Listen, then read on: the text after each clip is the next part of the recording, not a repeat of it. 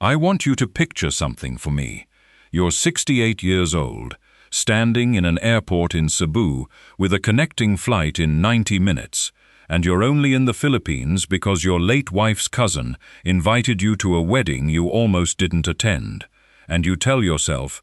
the whole way down on that little propeller plane to Dumaguete, that you'll stay 4 days, maybe 5, just long enough to be polite, and then you'll fly home to Ohio and get back to the business of being an old man in an empty house. That's the plan.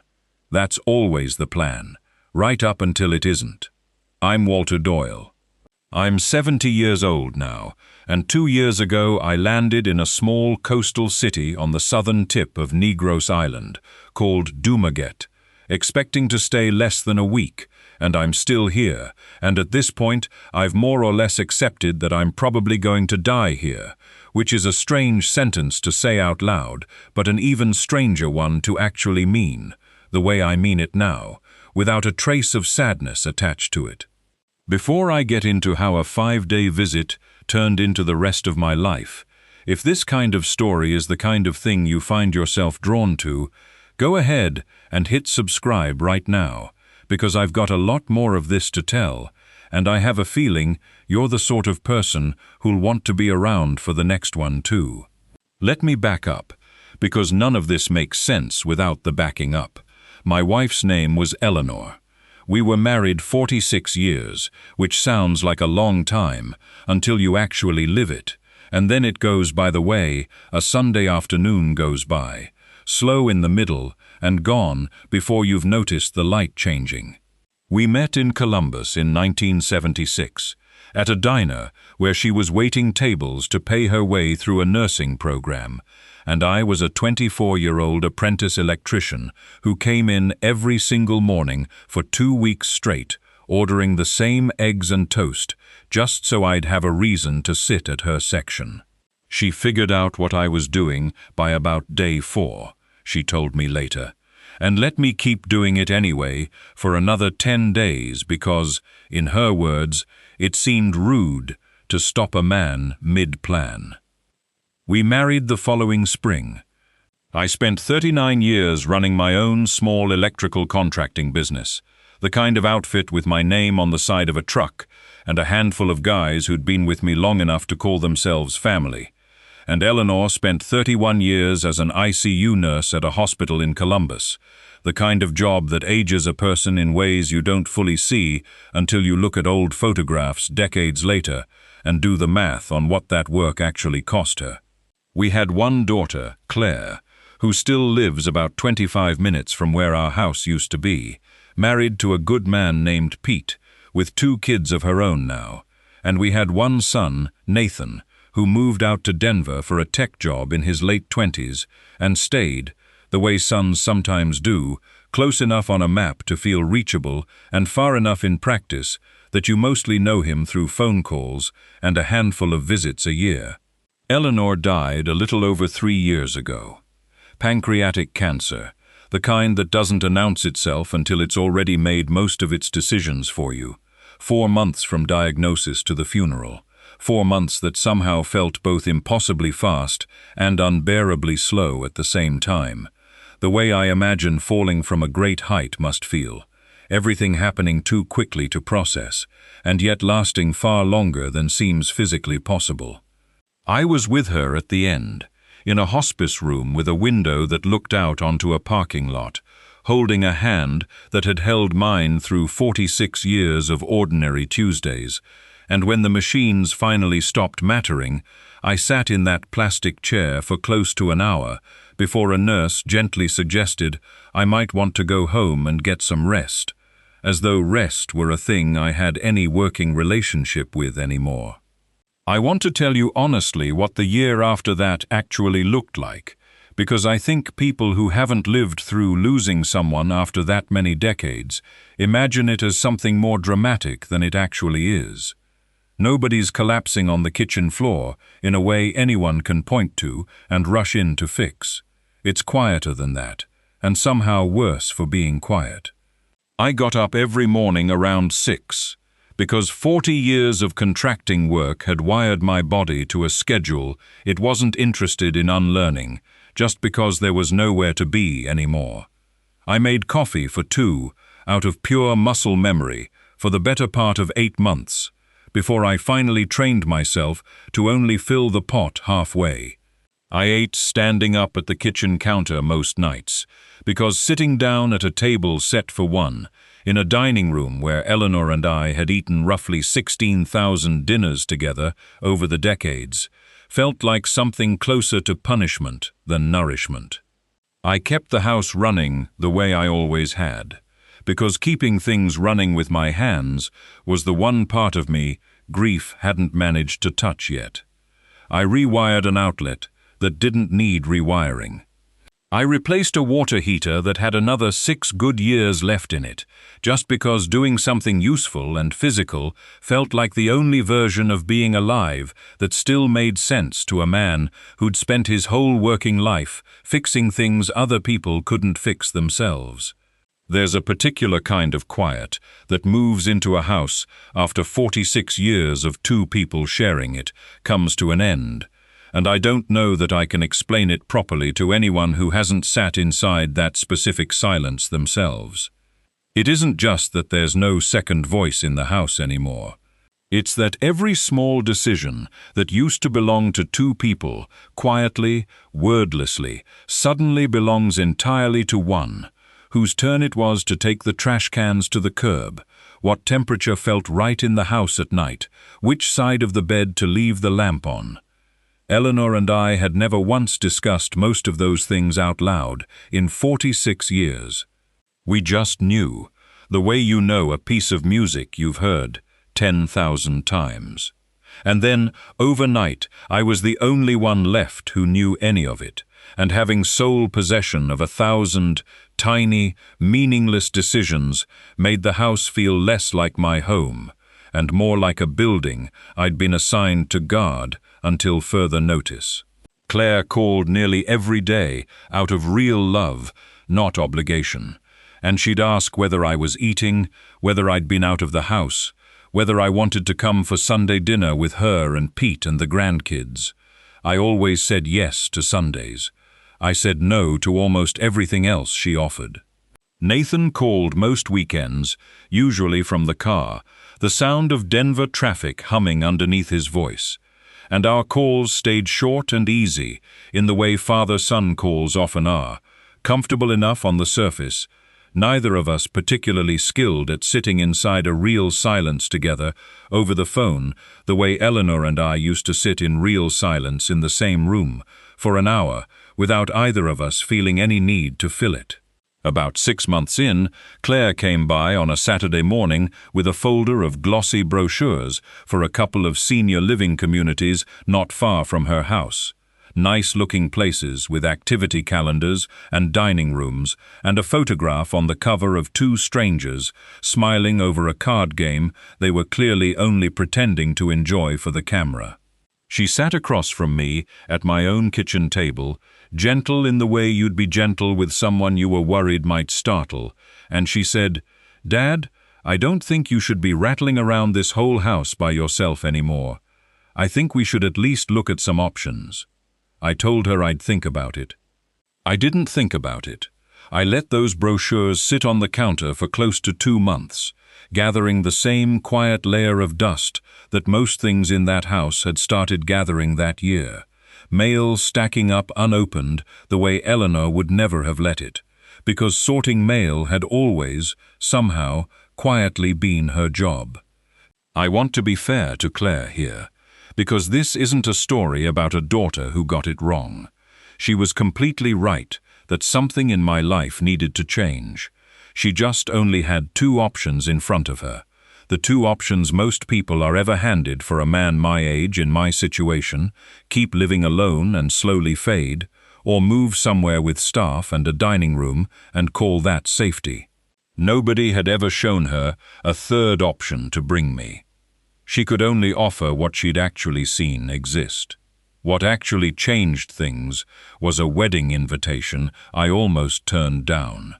Eleanor had a cousin, Marissa, whose son Danny had married a Filipina woman named Grace a few years back. A lovely woman from a big, warm family scattered across Negros Island. And when their oldest daughter got married that spring, the invitation came addressed to both Eleanor and me, because it had apparently been printed before anyone updated the family on what had happened. Marissa called me personally to apologize for the mix-up and, almost as an afterthought, said, "You should still come, Walt. Grace's whole family will be there. It might do you some good to get out of that house for a while." I told her I'd think about it, the same automatic sentence I'd been handing everyone for a year. But something about the invitation itself stuck in a way brochures never had. Maybe because it demanded nothing of me except showing up somewhere far enough away that nobody there would be treating me like a fragile thing to be managed. I flew out roughly 10 weeks later, into Cebu first, then that short hop down to Dumaguete on a small plane that felt like it was held together mostly by good intentions, landing at an airport barely larger than a strip mall, humid air rolling in through the open cabin door the second the engines cut. I remember standing on the tarmac in my traveling clothes, sweating through a shirt I'd have called perfectly reasonable back in Ohio, thinking I'd give this exactly 5 days and then go home to the life I understood, however hollow that life had become. The wedding itself was 3 days after I landed, so I had a couple of free days beforehand, and Grace's brother, a soft-spoken retired professor named Danilo, who'd taught literature at Silliman University for close to 30 years, offered to show me around before the family obligations properly started. I want to describe Dumaguete the way I saw it that first afternoon, because I don't think I've ever managed to fully explain it to anyone back home, the way it actually felt walking it for the first time. It's a small city, not much more than 100,000 people, sitting right on the coast facing the strait, with a long promenade called Rizal Boulevard running along the water, where old acacia trees lean out over a low seawall, and the whole town seems to gather in the evenings just to sit and watch the sun drop behind the silhouette of Cebu across the strait. Danilo walked me along that boulevard as the light started going gold, past vendors selling grilled corn and boiled peanuts, past groups of university students sprawled across the seawall with guitars, past old men playing chess on boards balanced on their knees, and I remember thinking, almost against my will, that I hadn't sat somewhere and simply watched anything without an agenda.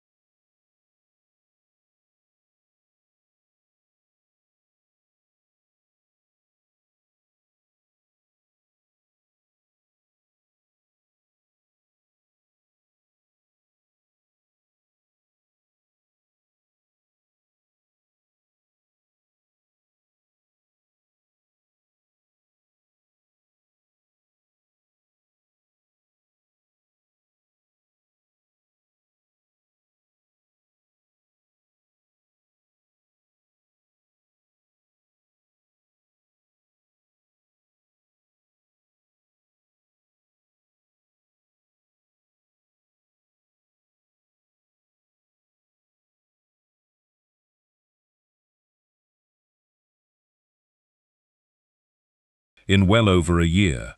Dumaguete calls itself, and I've since learned this isn't just tourism marketing, the city of gentle people, and Danilo told me that evening, without a trace of exaggeration in his voice, that the description had held true for as long as he'd been alive.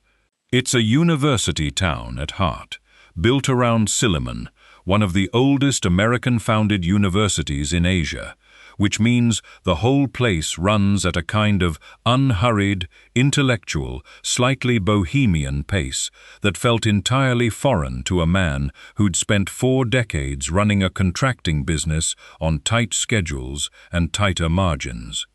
There's a public market called Labaz down near the water, where the fish come in fresh every morning, off boats you can watch unloading, right there on the shore, and an old Spanish-era bell tower and church downtown that Danilo pointed out with the quiet pride of a man showing off something that had outlasted every hardship his island had ever gone through. 20 minutes up into the hills sits a smaller town called Valencia, cooler, greener, thick with coconut and mango trees, where people from Dumaguete go on weekends specifically to escape the coastal heat for a few hours, and less than an hour by boat out from the shoreline sits a tiny island called Apo, ringed by a marine sanctuary so clear and alive with turtles and coral that Danilo insisted, almost as a matter of civic honor, that I couldn't leave the Philippines without seeing it, wedding or no wedding. The wedding itself was a 3-day affair, in the way I've come to understand most Filipino weddings are. Not a single afternoon, but an entire extended production of family, food, and noise that somehow never once felt exhausting the way I would have expected an event that size to feel back home. I met more relatives of Grace's in those 3 days than I'd met of my own extended family in the previous decade, and every single one of them, on being introduced to Marissa's cousin Walt, Eleanor's husband, treated me with a warmth I genuinely didn't know what to do with. An aunt named Lourdes pressing a plate of food into my hands before I'd even finished being introduced to her, insisting I looked like a man who hadn't eaten properly in some time, which, embarrassingly, happened to be entirely accurate. At the reception, an older man at my table, a retired ship's engineer named Rudy, who'd spent 30 years working merchant vessels out of Manila before settling back home in Dumaguete, asked me straight out, over a plate of roasted pig and rice, what had brought me out here alone, no wife at my side. I told him, more honestly than I'd told most people back home, and he nodded slowly, the way a man nods when he's heard a version of your story before, and said, "You know, a lot of men come here exactly like you, sad, tired, not really looking for anything." And then something happens. I asked him what he meant by that. He just smiled and said, "You'll see, if you stay long enough to see it," which I took, at the time, as the kind of thing older men say at weddings after a couple of drinks, and thought nothing more of. I stayed the extra 2 days Danilo talked me into, mostly to see Apo Island, and that trip turned out to be the thing that actually cracked something open in me that I hadn't expected to crack open at all. We took a small outrigger boat out from a beach south of town, maybe 40 minutes across water so clear I could see the shadow of the boat's hull moving across the sand 15 feet below us. And once we got into the marine sanctuary and I put a mask on and slid into that water for the first time in my life at 68 years old, I found myself floating directly above a sea turtle the size of a coffee table, moving with a slow, unbothered grace, entirely indifferent to my presence. And I stayed there in the water far longer than I'd planned to, just watching it, the way you watch something that quietly rearranges what you thought the world was still capable of showing you. I flew home 4 days later than originally planned, and I told myself the whole way back that it had simply been a nice trip, a needed change of scenery, nothing more. I unpacked my suitcase in that same quiet house, and within about a week, I noticed I'd started doing something I hadn't done in over a year, which was looking forward to something, in this case simply the memory of that water and that turtle and that boulevard at sunset, replaying it in my head at odd moments, the way you replay a song that's gotten stuck somewhere behind your sternum. I started reading, cautiously at first, then with a focus that told me, before I was ready to admit it out loud to anyone, that this had stopped being idle curiosity. I read everything I could find about the special resident retiree's visa, about the cost of living on Negros Island compared to Ohio, about expat forums full of retired Americans, Canadians, Australians, and Brits who'd settled in Dumaguete specifically, scrolling through post after post late into the night, the same insomnia that had been eating my nights for a year, finally being put toward something other than staring at a dark ceiling. I learned that a comfortable, genuinely good life in Dumaguete could be built on a fraction of what I was spending just to maintain a house in Ohio I mostly used to sleep in alone. I learned that the city had a real, functioning hospital system, a genuine university town character with concerts and lectures and a legitimate art scene, and a large enough foreign retiree community that I wouldn't be the first confused American walking around trying to figure out where to buy stamps. I emailed Danilo, more out of habit than expectation, mostly just to thank him properly for the tour, and he wrote back within a day, warm and unhurried, the way everything about him had been in person, and mentioned, almost in passing, that if I ever thought about coming back for a longer stretch, there was a small guest house near his sister's place that rented rooms by the month, at a rate that made me actually laugh out loud, reading it at my kitchen table. I told Claire I was thinking about taking another trip, longer this time, 6 weeks, to properly see more of the country. She was uneasy in a way she tried hard not to show, asked careful, specific questions about where exactly I'd be staying, and whether I'd have reliable phone service, and whether this was really about seeing the country or about something else entirely that I wasn't quite saying out loud yet.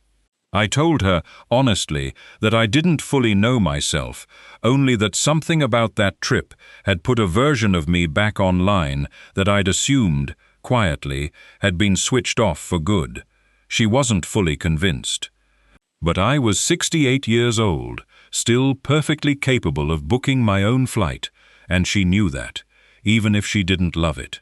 That second trip, 6 weeks long, is really where Dumaguete stopped being a place I'd visited and started being a place that had visited me, if that makes any sense. I stayed at the guest house Danilo had mentioned, a modest place run by a widow named Marites, who treated her handful of long-term guests less like tenants and more like extended family she hadn't gotten around to formally adopting yet. Within the first week, she'd learned my coffee order, my preference for the room facing away from the street noise, and the fact that I apparently had a habit of leaving lights on in rooms I wasn't currently occupying, a habit she corrected with a gentle but unmistakable firmness that reminded me, more than I expected, of the specific way Eleanor used to handle things in our own house without ever raising her voice about it.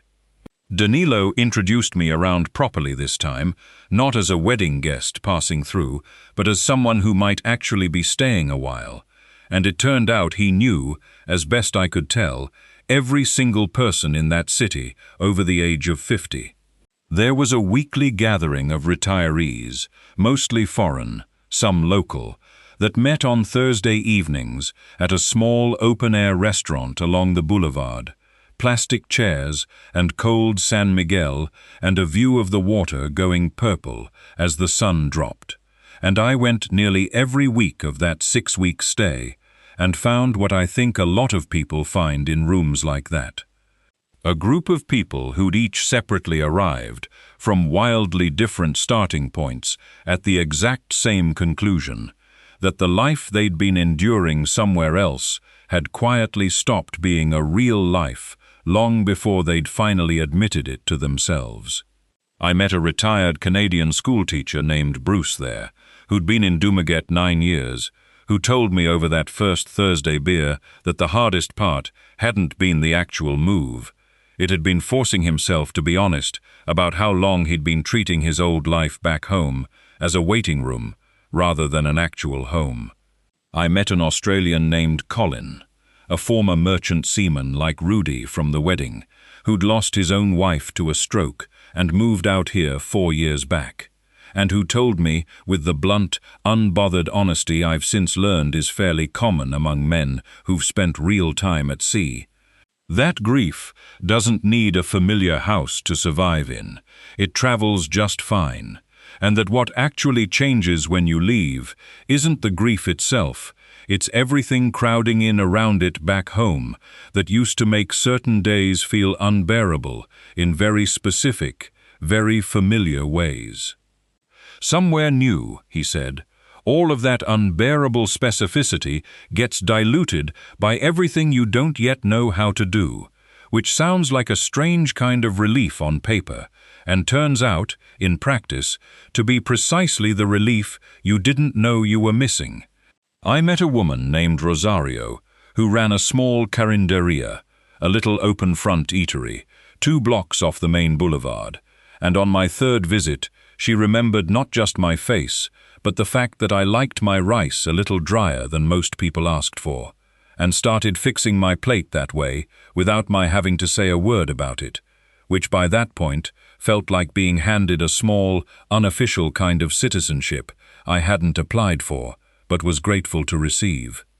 I ate there most days for the rest of that stay, and by around the 4th week, Rosario had started asking after specific things, whether I'd slept all right, whether the heat down near the market had bothered me that morning, small questions that added up, cumulatively, to something that felt strangely close to being genuinely known by a woman I'd met barely a month earlier, faster than I'd been known by some neighbors back in Ohio, after a full decade of waving at each other across a shared fence. Halfway through that 6-week trip, Danilo took me up to Valencia, the cooler hill town he'd mentioned that very first afternoon, and we spent a slow Saturday walking through a botanical garden thick with orchids and ferns, the air noticeably cooler than down on the coast, close enough to a mild Ohio autumn that I actually found myself wishing I'd brought a light jacket, an absurd thing to wish for in a country I'd assumed, before arriving,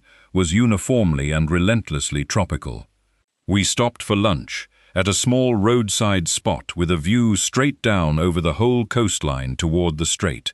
and Danilo, unprompted, told me about his own wife, gone 11 years now, and said something that afternoon I've carried with me since almost word for word, that grief doesn't actually get smaller with time the way people promise you it will. It just eventually finds itself standing next to enough other things that it stops being the only thing filling the room.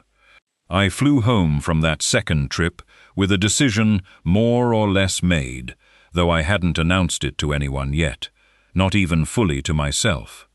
I spent nearly 5 months afterward getting my affairs properly in order back in Ohio, working with an attorney on the paperwork, meeting with a financial advisor to make certain the math actually worked the way I believed it did,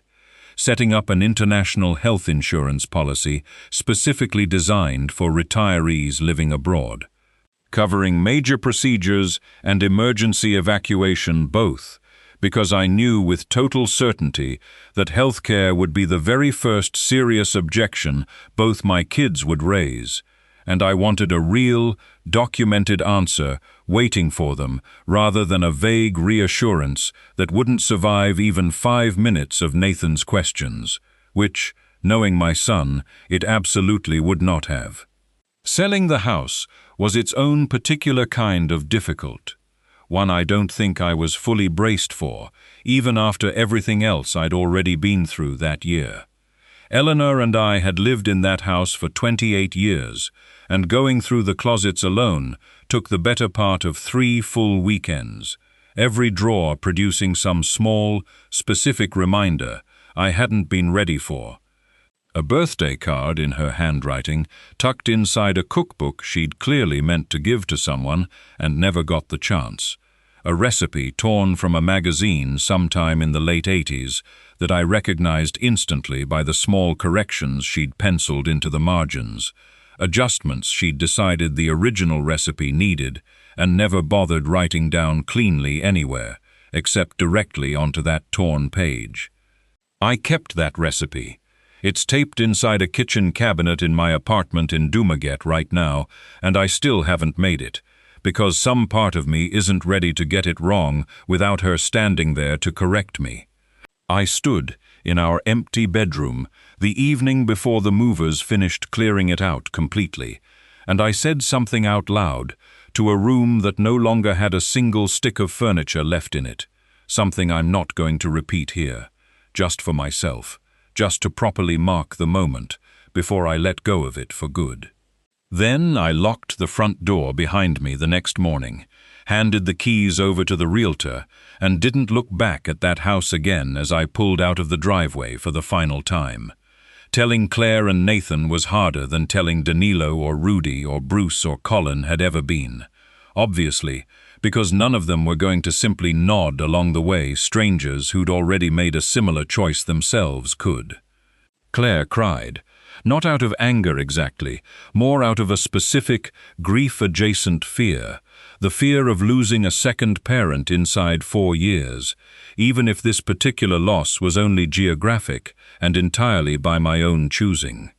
She asked me at one point, her voice cracking in a way that genuinely broke something in my chest to hear, whether I understood that if something happened to me out there, she couldn't simply drive over the way she could to a facility 20 minutes from her own front door. I told her I understood that completely, that I'd thought about almost nothing else for the better part of a year, and that the honest truth of it was that I would rather live a real, full life 8,000 miles away, surrounded by people who genuinely wanted my company, than exist safely 20 minutes from her in a house that had started to feel, to me, like nothing but a waiting room.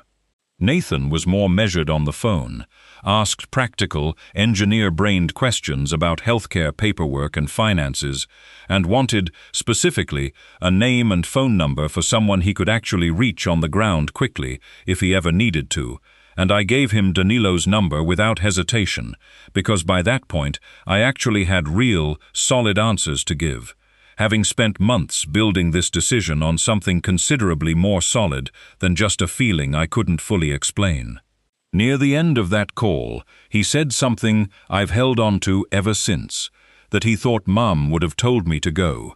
that she was never the type of woman who'd have wanted anyone she loved sitting still, purely out of obligation, to a grief that had already taken more than enough from both of us. I flew out on a Tuesday morning in early autumn, one-way ticket this time, 2 suitcases and a box of things too precious to trust to shipping, and landed in Cebu to that same wall of thick, humid heat I remembered from the very first trip, followed by that same short, rattling hop down to Dumaguete, the coastline coming into view through the little oval window the same way it had the very first time, except this time I wasn't a wedding guest passing through. I was a man coming home to a place he'd chosen with both eyes fully open. Danilo had already helped me line up a small unit, a modest 1-bedroom apartment, maybe 10 minutes walk from the boulevard, with a partial water view if you leaned properly out over the balcony railing, renting for around 15,000 pesos a month, somewhere in the neighborhood of $270. A fraction of what I'd been paying just in property taxes and insurance back on the Ohio house alone. The first stretch of weeks living there full-time, rather than simply visiting, was honestly harder than I'd braced myself for, even with everything I'd already prepared. Visiting a place and actually living inside it turn out to be 2 entirely different exercises, no matter how many times you've walked the same streets before. I got lost twice, trying to find a specific hardware store I'd been told about, which felt like a small personal insult given my whole working life spent in and around hardware stores. I ordered a dish I couldn't properly identify from a food stall near the market and ate it anyway, out of stubbornness more than appetite, and discovered it was a soup called sinigang, sour with tamarind, thick with vegetables and pork, Exactly the kind of thing that warms a person straight through on an evening when the coastal breeze picks up and the temperature actually drops enough to notice. I went back to that same stall so often over the following weeks that the woman running it, a widow named Beth with a laugh loud enough to be heard half a block away, started ladling my bowl the second she spotted me walking up. No order required anymore. Rosario at the Caranderia remembered me instantly the moment I walked back in for good, greeted me as though I'd simply stepped out for an hour rather than been gone for months, and within my first few weeks back had already started introducing me to other regulars, among them a retired midwife named Nena, who lived 2 streets over, and who, within roughly 3 weeks of meeting me, had begun leaving small containers of food outside my apartment door on evenings she'd decided, entirely on her own authority and without so much as consulting me on the matter, that I probably hadn't been eating properly. I never once asked her to do this. She never once asked whether I wanted her to. It simply started happening. The way I've come to understand it happens for a great many people who move somewhere like this alone and eventually let themselves be quietly absorbed, rather than insisting on staying separate and self-sufficient. I asked her once, half joking, how she always seemed to know precisely which evenings I'd been eating badly, and she just laughed and said, "Because you are a man alone, and a man alone always eats poorly." This is not a mystery, Walter. About 4 months into living there full-time, I had the kind of health scare that tests every single assumption you made when you convinced yourself this move was a genuinely safe one. I woke in the middle of the night with a tightness in my chest that I didn't like the shape of at all, and Danilo, whose number I'd saved specifically for exactly this kind of moment, was at my door within 20 minutes flat, driving me himself straight to Silliman University Medical Center, the hospital right there in town affiliated with the university itself.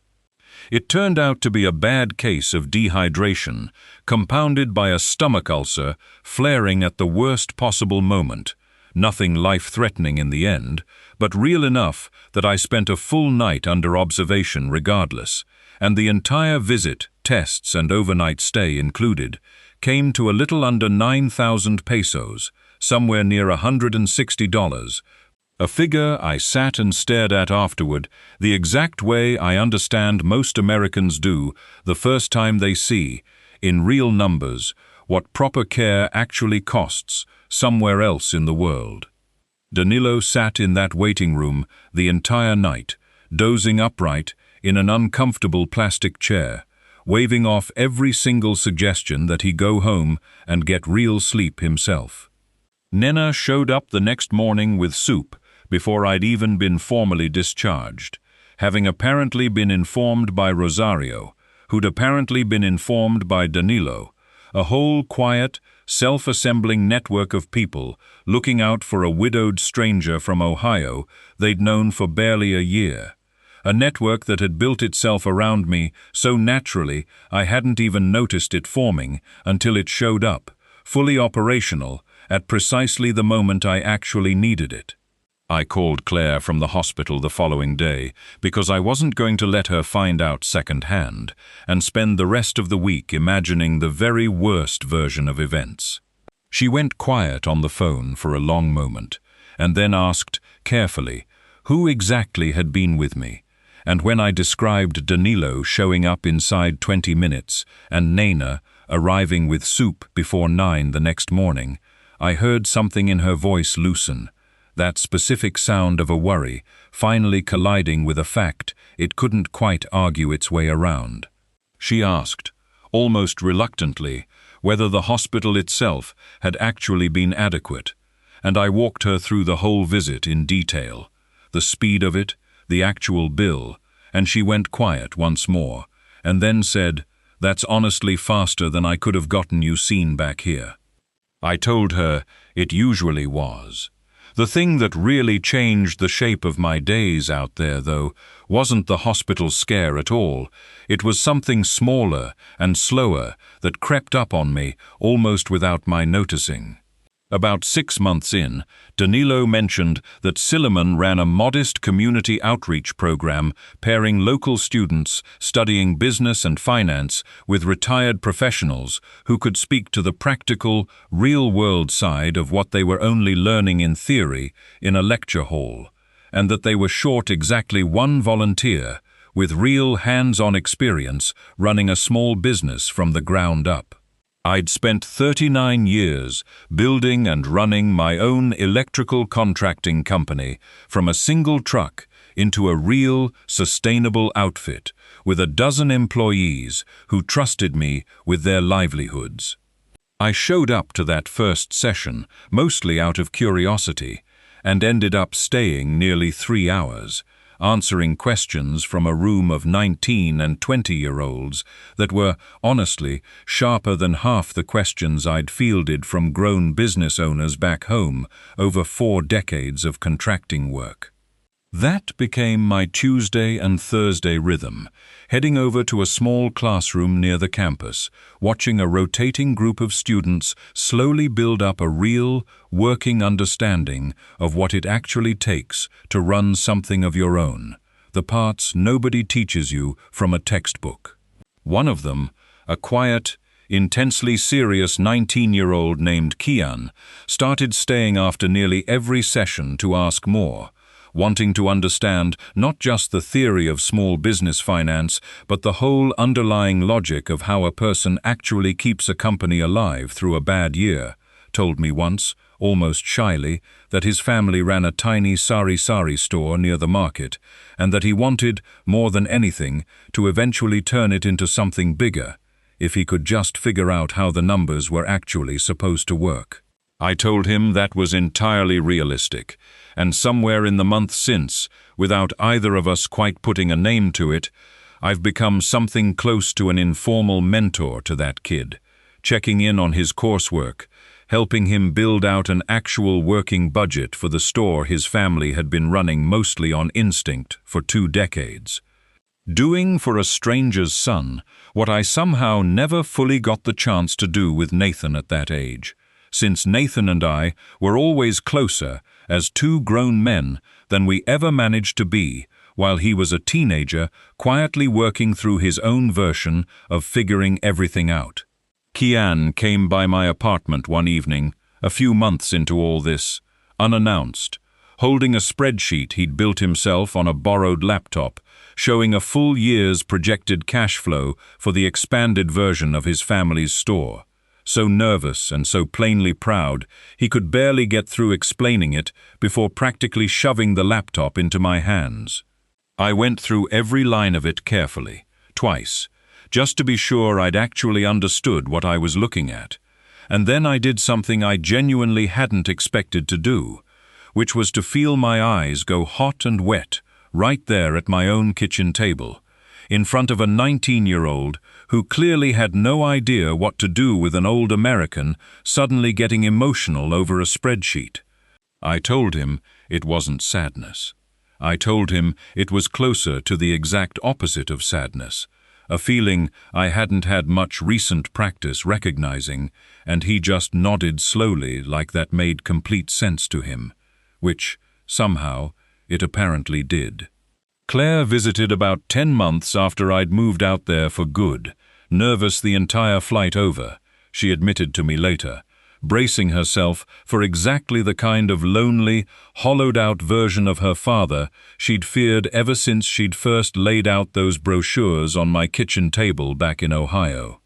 What she found instead was a father with an actual weekly schedule, actual appointments, an actual student named Kian who showed up at the apartment specifically to meet her, talking unprompted about how much he'd learned from Sir Walter over the past several months, proudly walking her through his cash flow projections as though they were somehow partly hers to be proud of too, which, by the end of that conversation, they more or less were. She sat with me on my little balcony her last evening there, the straight, going dark and glassy in front of us, lights from Cebu just barely visible across the water, and she said quietly, "I brought you brochures for a place where someone would check on you. You went and built this instead." I told her that was, more or less, exactly right, and that the difference between those two things mattered a great deal more than she'd probably understood before actually coming out and seeing it with her own eyes.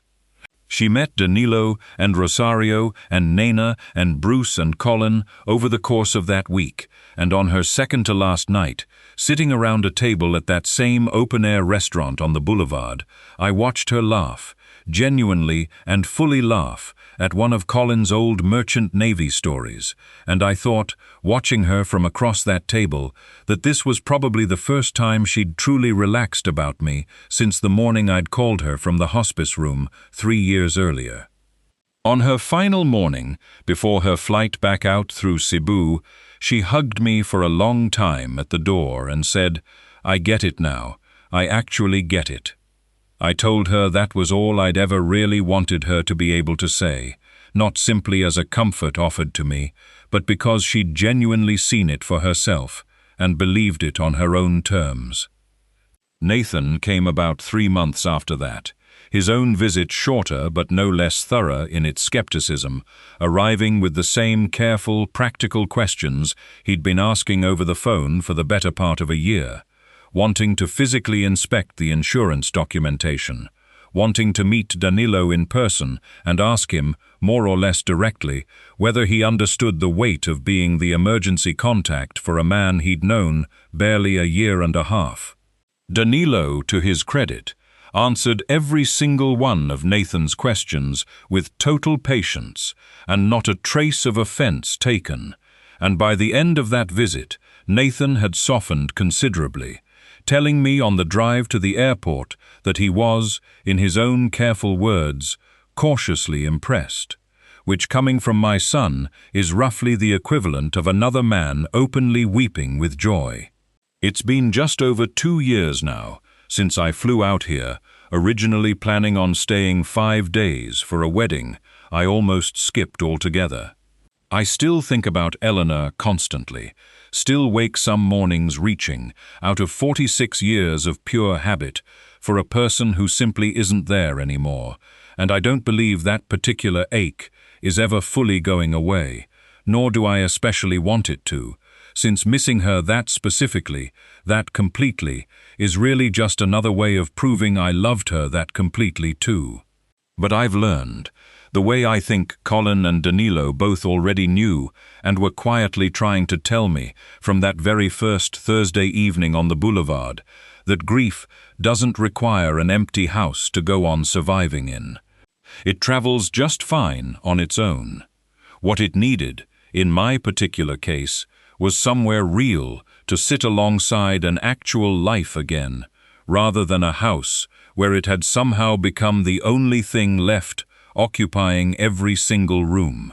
I'm 70 years old now, and most mornings I wake up already running through what the actual day ahead holds, whether it's a Tuesday with Kian and the other students down near campus, or a Saturday out on the water with Danilo checking on Apo Island once again because, 3 years in, I still haven't grown tired of that turtle or the reef beneath it, or just an ordinary morning with Rosario's rice fixed exactly the way I like it, and Nena's inevitable, entirely unrequested container of food showing up outside my door sometime before noon, whether I've asked for it or not. That's not nothing. After the year I had before I ever set foot on this island, that's about as far from nothing as a life gets. That, actually, is the whole difference, the entire distance between simply getting through a day and genuinely wanting to be inside it when it arrives.